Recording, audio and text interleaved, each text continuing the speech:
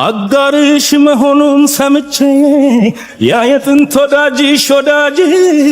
እቴሙች ግራ ነው የገባኝ ሕይወትን ቆቅልሽ ሆኖባይ እስኪ ግለጭልኝ ይህን ነገር ያ ሰው የዛን ጊዜ ምንሽ ነበር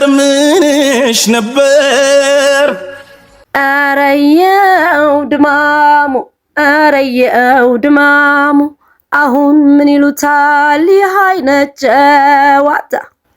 ትተኸው የለም ወይ አንተው ያንተን ፋንታ አንተ ጉብልዬ